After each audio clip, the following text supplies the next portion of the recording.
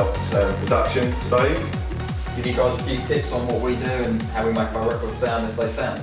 So today we're actually working on a remix of a track called Take Me Away or Take Your Breath Away by Surreal, which was a big house hit for New State Records in, I think it was about the mid-90s. We're doing a hardcore mix for a forthcoming Hardcore Heaven compilation that will be coming out at the end of August, which everyone's looking forward to. So yeah, just started this morning. You've caught us mid-project, so we'll talk you through what we've done, and then we'll show you where we're going with it and how we get there, and a few sort of tips and tricks along the route. Okay, so the first thing we do is we always try and get a nice punchy drum sound. So we've got a kick drum here. So most of our drums we do in audio.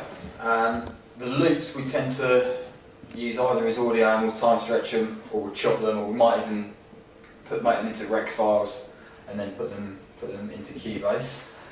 So the first one, so that's our kick drum. You can see the audio. You can see the audio there. It's quite a squashed kick, so it's quite compressed. Gives a nice warm sound. On hardcore, we generally don't have too much bassy bottom end on the kick. It tends to be a little bit punchier.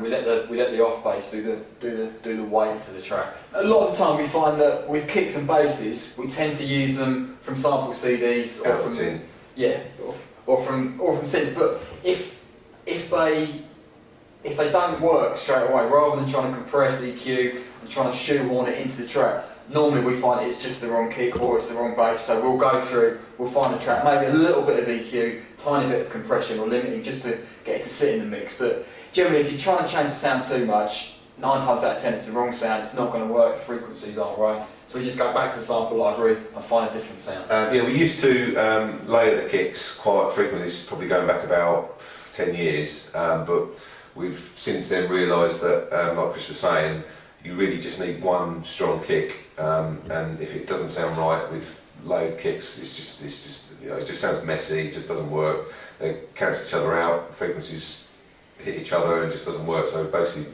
the golden rule with hardcore anyway is just one strong kick. And also what we found is, depending on the key of the track, if the bass note's a bit lower, then it's the kick probably, the bass will have a bit more bottom end on it than if you're working a higher bass note. So that can determine the type of kick you use, whether it's a punchier kick or a more driving kick. So they're things to consider, just what key the track's in, as to what sort of kick you need, what sort of bass sound you need, and then work it from there. So this is the kick drum. If I zoom in a bit, you can see it's quite compressed.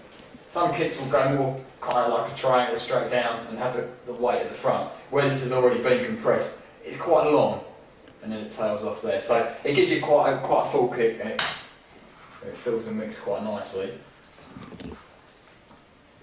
So if I play the kick now on its own, you can hear there's a little bit of bright end to it. It's not too bassy, but it's got the frequencies you need. And then from there we tend to add basic percussion, closed hi-hats, maybe a clap that plays with the kick. Or a snare on the kick, something some punch. Yeah, something a bit more audible so that you can actually hear it rather than just feel it. A ride might be on the 4/4 as well, an open hat, a loop. So they're the things that we tend to stick to the same kick actually quite often, because it's the thing that if the rest of the mix sounds good, you don't actually notice that the kick's a particular kick, if you know what I mean. It's kind of like, as long as it just sounds right, it's something that we don't generally change. So how long have we been using that kick now? Oh, quite a few years now. We've used other kicks in some tracks, but especially on the vocal stuff, it tends to complement the vocals and the bass sounds. It just makes the mix sound quite nice and rounded. So. But it's the other percussion that we always change. So every single track we'll use a new closed hat, new open hat, new ride.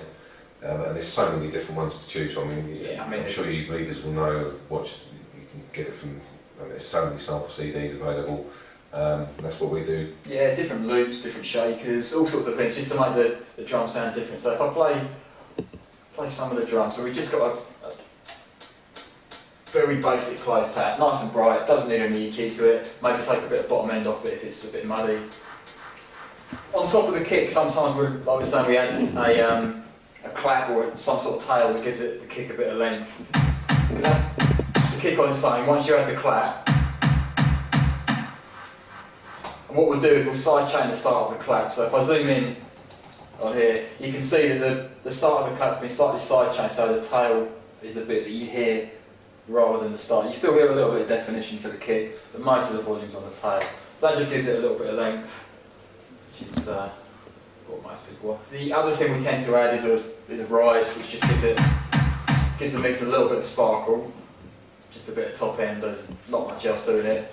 Some in there. We might some tracks we might side chain so you don't get the hit. You just get the brightness of it. Again, can put a bit of distortion on that sometimes. So that's one thing that does make a lot of difference to the whole track. Actually, is the sound of the ride. And we can, like Chris was saying, we can have it really toppy or quite mid-rangey. If you have it mid-rangey, it gives it a bit of punch, a bit of harshness. So if we're doing a kind of like, if we want to do a gabberish type breakdown or something in the middle of the track, we'd use a ride with a lot of mid-range punch. So you get the definition of the rhythm, so it's really clear. On this one, it's quite very sort of tinkly. Yeah, so it's just sort of, that's what it needed, wasn't it? Because the loop's kind of doing the mid, so this was just to get the top end on. And when you go in and look at the ride, you can actually see that it's a full sample, it's quite long. You can envelope it off if you want to, or you can sidechain the start, but on something like this, it's quite nice to hear it. It fills up the top end of the mix and gives you that sort of dynamics. So then the other thing is sort of loops and hi-hats. I mean, we generally change the loop on every single track. On this track, just something there, nice mid-rangey, chunky, gives it a bit of a skip if you open up all the percussion together.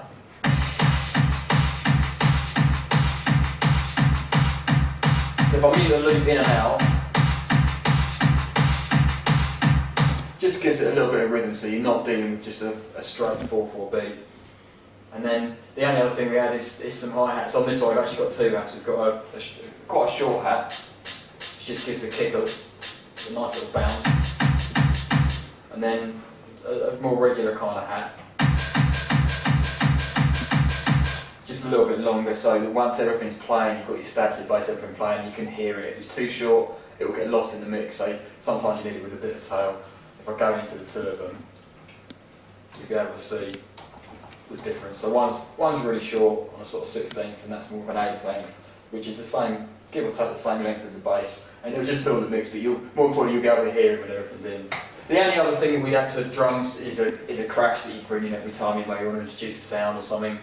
We've got a reverse crash in here that just gives a nice little sweep into it, and there's a shaker that plays down here, which just gives a bit of pace. Yeah, a little pick up every now and again.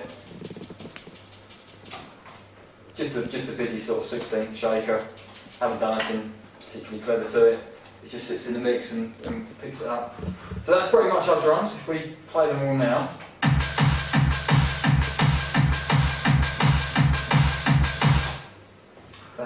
That's how the drums sound when they're fully in. And then, as you can see on the arrangement, we add drums and we drop things in and out to sort of introduce the sound, to pick things up, and it just sort of builds and progresses over the 32 bar section before the breakdown's going to come in around about here. I mean, with hardcore, when we're doing a vocal track, we generally tend to, the bass will just be on an 8th off kind of rhythm, so it's just bouncing with the kick. Whereas if we're working on the more instrumental side of things, we might really mess around with the programming with some side chaining, some gating, and it can trigger it in different ways. But on something like this, it will be more just like that, just sort of the kick, they bounce off each other, a bit of side chaining on the bass so that it sucks in. And again, we don't always do it, but on this track, it sort of works, doesn't it? It's kind of and the bass sound really helps with the side channel. It does sort of lend itself to that kind of style.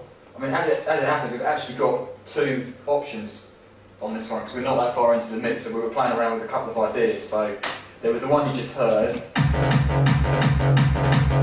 then there's another one which is a bit more rolling, but we don't know which way we're going yet. So that's kind of the decision. It's a bit more rounded bass, but a different pattern as well. So if you But the key thing with hardcore all the time is to make sure that the bass is actually not playing when the kick is. So to do that, often we do use sidechain on the sort of sound on the first sound, we could actually draw the bass constantly and then use a sidechain so that there's no bass actually playing on the kick. So there's two ways of doing it, isn't there? So at the moment we've kind of, in the MIDI arrangement, we've just drawn in the notes there, and we've shaved the end off them just so it's not, it gives it a bit more pace. If they're too long it can sound a bit drony, yeah. So on this one, this is the two ways of doing it. So that gives a nice clean and clear off bass kind of feel to it. The other option is you can drag these back and put them on the beat, so they're in, that's now in the same place as the kick, and you can make the same length as it was.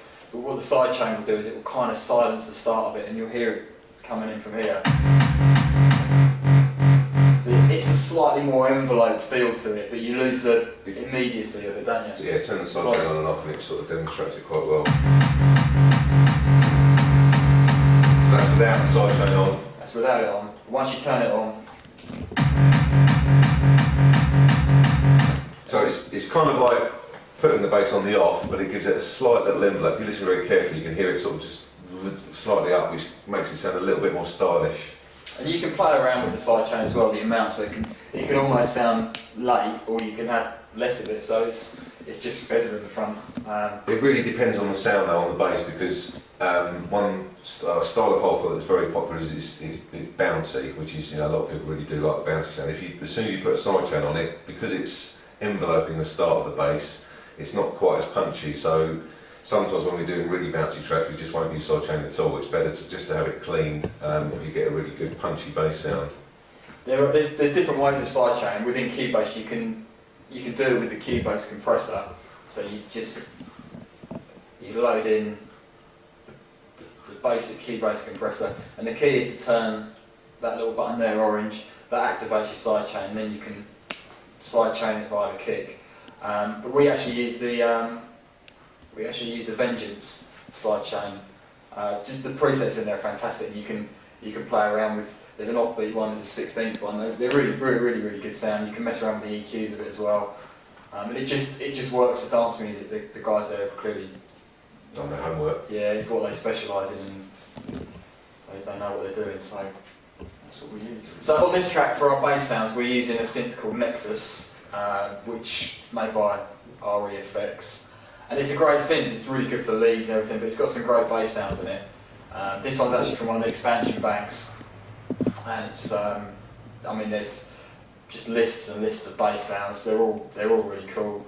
They've got very good EQ. It's the same as we were saying about the percussion. Generally, you don't need to do a lot to them. They've done the compression, they've done the EQing. They just sit in the mix. You get the levels right, and maybe a bit of sidechain, a bit of compression, and they'll just sit in the mix really nicely. And if it doesn't work, it could be the wrong sound. Some sounds work better in different ranges to others, so we just play around with the sounds. This one, for the key of the song, seems to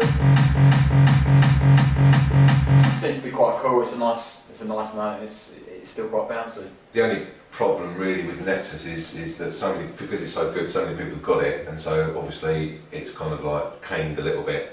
So it's more through the EQing that we try and change the sound a little bit, so it just sounds a little bit different from the you can also sound. Inside Nexus you can't edit the oscillators at all.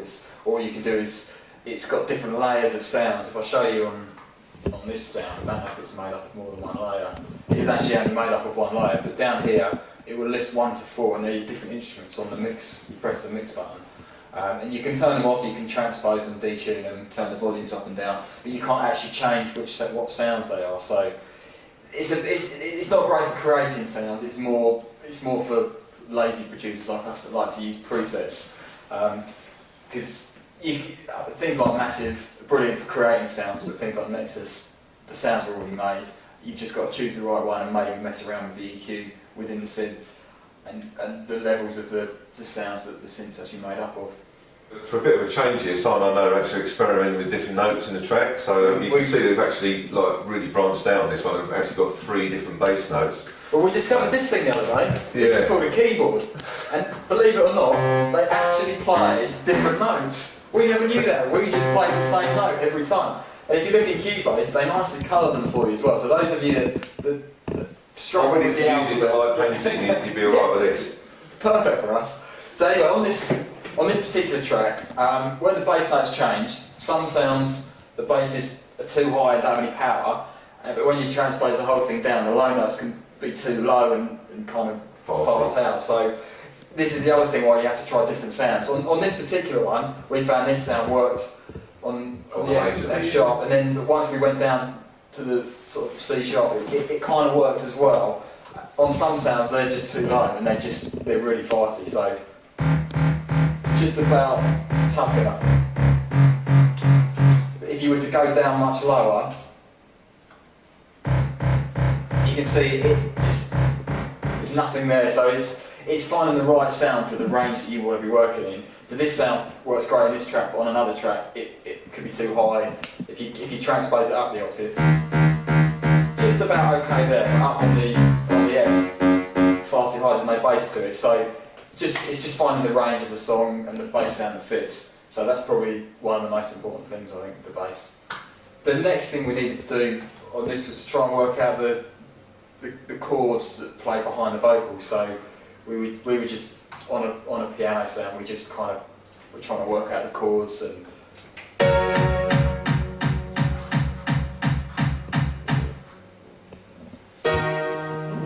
So that's the actual chords. That's the chords of the song that fit the vocals. Once we knew that, we could work out the bass, and then we were able to work out the riffs, the chord stabs that played over the breakdown. So we were trying to kind of keep the feel for the track that we're remixing, but because it's 15 years old, we wanted to bring it up to date.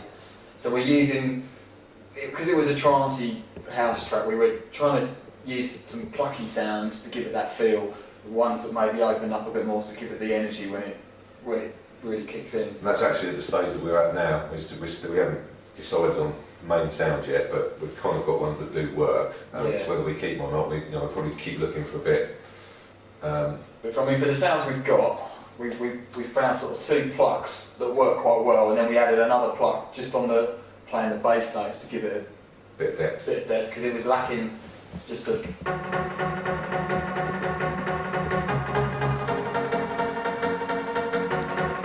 that was one sound.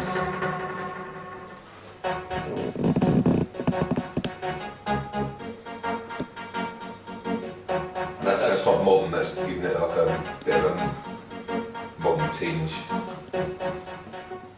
You can, if you play around with the cut-off, the filter cut-off in Nexus, you can get it sounding a little bit pluckier if you want to introduce it into the track rather than come in full.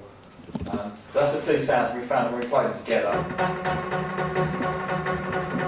Added the second one just adds a little bit of sparkle. So we found that when we were playing around with the plucks, there wasn't quite enough depth on it, but if we put an octave in within the MIDI parts of the Nexus sounds, they were too low, similar to the bass sounds. So we added a massive synth and just added a sound. It's not playing the chord, it's just playing the root note. And if you look at the synth, it's a very basic, just one oscillator with a little bit of cut off, so you don't hear the buzz on it. It's just giving you the depth. And after here, we're going to have some kind of stab that comes in, just to lift it. It's going to be a little bit more, a bit more German sound that will open up, and then when the cut's open. The important thing with hardcore is because it's so fast that when you kick off, there needs to be a top layer on any stab sound that really cuts above the mix, because you've got so much, because the bass is every eighth, every offbeat, and you've got the kick, so you really need stuff on the top end just to punch through. If we just kicked off with those three sounds as it was there, it'd probably sound a little bit dull, and you wouldn't, in a club, just all get messed in with the kick and the bass. So you need to introduce another sound further up the spectrum just to cut above everything else. What we've done is we've introduced it here, and we've got the cut-off. We're going to have the cut-off controlled here with the automation. You can just go down to more, find the synth, which is Nexus, find the filter mod cut-off, which brings up this controller, which basically controls the amount of cut-off on the stab. So it comes in fairly muted there. When it opens up, just a bit longer, it's a bit clearer, it's a bit cleaner. Like Si was saying, if we show you how it would sound with that off, when it kicks in, it's very rhythmical. It's got a nice feel to it, but it lacks a little bit of energy. So when we add this second sound we've found, just gives it. It's going to give it the power that it's lacking. So that's we'll probably add another stab as well, just to give it even more power. Yeah, make a bit more mix as well. It's a bit thin sound, isn't it? So, but because it's as far as we've got so far, that's the sort of thing we've looked to add. So the other part of the remix, with it being a vocal track, they sent us over the vocals. What we had to do on this, because the original track was 138 beats per minute, we had to time stretch them up to 170, which is the speed of this track. That's your general tempo, that whole sort of 170, 175 nowadays. Yeah, somewhere between there. Yeah. So what you do, because we knew the original track was 138, if you go to your process and choose the time stretching tool, you can choose different algorithms. Although Keybase have introduced some quite fancy elastic ones that are really good sound quality, the standard vocal one I find is the best just for touch for basic vocals. There's not much going on, so you don't need to do too intense a time stretch, or it can start sounding a bit wobbly. You put in the tempo, which is 138, what you want it to become to, which in this case was 170, and hit process, and it stretches to the speed you want. We've done the same, we've got some backing vocals, if I play some of the parts they've sent us. So this is the chorus vocal. If I zoom in a little bit, you can see it a bit clearer. You take my breath away, don't leave me in this way. So that's the stereo lead. What they've also sent us is it's like a low harmony. You take my breath away. It's not a harmony, it's just an octave actually of the same vocal. Gives it a bit of depth. And then there's a block of harmonies that you can add as well. You take my breath away. Don't leave me in this way. What more can I say? You take my breath away. So that's all the vocals we've got to play with. Because it's a slightly older song and the vocals haven't been treated too much, we may run a bit of EQ on them. And a new plugin we bought, which is a stereo Vengeance mastering suite. There's some presets in there that you can apply to mono sounds that will make them slightly more stereo, pull them out of the mix, so without turning them up you actually achieve sort of the illusion of around the volume. It works really well on drums and basses as well actually, yeah. Which is, you wouldn't think it would do, but it does make a hell of a difference. It's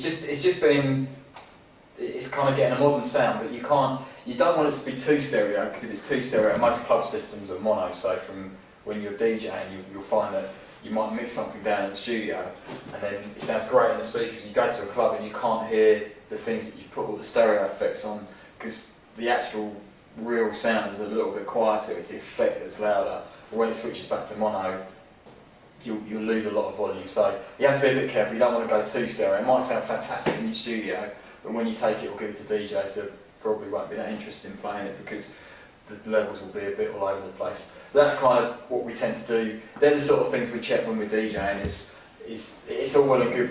We've got the speakers in here, because we don't have the biggest room. We tend to use near field speakers, which by definition they're right in front of your ears, so you can hear everything. They don't have a lot of bass, because if you have too much bass in a small room, it overpowers everything else, and you end up turning the bass down when you really want the bass in there. So we tend to check the bass in headphones and in other sets of speakers and in your car, but the best place for us, luckily where we do DJ, we check it on a sound system in a club, and that's where we also check the stereo effects, so you can tell if the vocals, if you put too much stereo on, they won't be loud enough on the mono thing. So it's just check it. I think the most important thing is probably checking and cross-referencing on as many different speakers as you can, even things like iPods and phones and tiny little headphones, because if it sounds good in those, then the chances are everything's about right. We actually at the setup we've got at Chris's, he's got some really crappy speakers just in front of him we use. If it sounds good on those, you can hear it. It's like listening to like a transistor radio. Yeah, they're the size of like a tennis ball. There's two of them. You just put them there, and you turn these speakers off. You listen to them. They're not very loud. But if you can't hear the vocals over the mix, then the chances are the vocals are too quiet. And if the vocals are really, really loud, you know to put them down if you can't hear the bass, or you don't get you can't judge bass on it, but it's really good for just balancing out a mix. Levels. And actually we do, to be honest, we actually work, probably I'd say we work 90% of the time we work really quietly, so if you just play that, we probably have... Take my breath away. We probably only have the volume, if I unmute everything on here, we probably only have the volume at a talking level, because you get a truer reflection in your ears if you're talking to someone. If they're shouting at you, you find you're flinching away, so we've...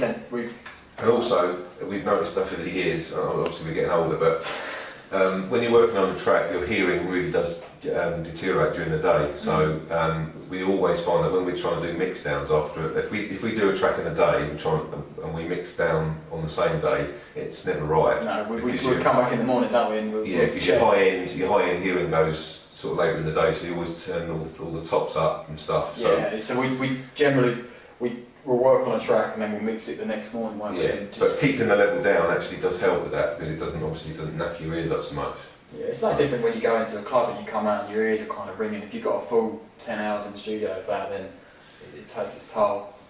It's quite an important, I mean, it's a very important part of it, because that's probably the most important question, or the most common question we get asked is, how do you get your sound to sound like that? I mean, as Chris has just been talking about, it's not, there's no real magic about it.